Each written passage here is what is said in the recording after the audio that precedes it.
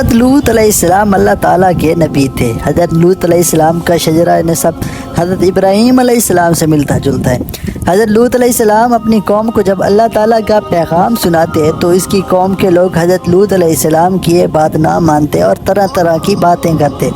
حضرت لوط علیہ السلام کئی بار ان کو سمجھاتے رہتے، لیکن یہ حضرت لوط علیہ السلام کی کسی بات کو ہی نہ مانتے۔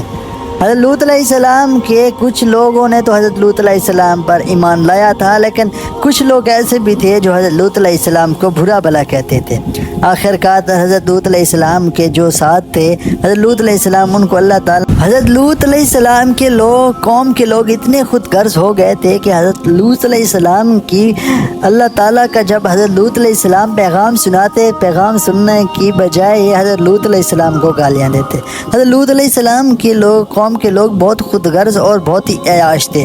وہ ان لڑکیوں کے ساتھ زنا کرتے تھے، لیکن اس کے بعد حضرت لوط علیہ السلام کی قوم کے لوگوں کو شیطان نے نوجوانوں کو آپس میں زنا کرنے کا طریقہ سکھایا۔ اس کے بعد حضرت لوط علیہ السلام کے قوم کے لوگ اکثر ایک دوسرے کے ساتھ زنا کرتے ہوئے نظر آتے تھے۔ پھر اللہ تعالیٰ کا اتنا بڑا عذاب آیا کہ یہ مٹی کے ساتھ مٹی ہو گئے۔ حضرت لوط علیہ السلام جب یہ ایک دوسرے کے ساتھ مرد زنا کرتے تھے تو حضرت لوط علیہ السلام اللہ تعالیٰ کا پیغام اپنی قوم کے لوگوں کو سناتے اور اس بڑے گناہ کبیرہ سے لوگوں کو منع کرتے، لیکن حضرت لوط علیہ السلام کی قوم کے لوگ حضرت لوط علیہ السلام کی بات کی پرواہ بھی نہ کرتے۔ حضرت لوط علیہ السلام کئی بار انہیں کہتے تھے کہ بہت کبیرہ گناہ آپ لوگ کرتے ہو تو اللہ کا عذاب آئے گا، لیکن حضرت لوط علیہ السلام کو یہ بات کہتی تھی کہ اگر اللہ کا عذاب آئے گا تو دیکھا جائے گا۔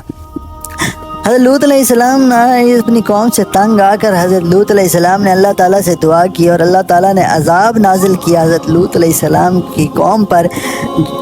جو اللہ تعالیٰ سے حضرت لوط علیہ السلام نے دعا مانگی تھی، اللہ تعالیٰ نے فرشتوں کے ذریعے حضرت لوط علیہ السلام کی قوم کو جو عذاب دیا وہ آج بھی حضرت لوط علیہ السلام کے اگر آپ دیکھیں تو آثار قدیمہ آپ کو نظر آئیں گے۔ حضرت لوط علیہ السلام کی قوم پر ایسا عذاب آیا کہ یہ مٹی کے ساتھ مٹی ہو گئے۔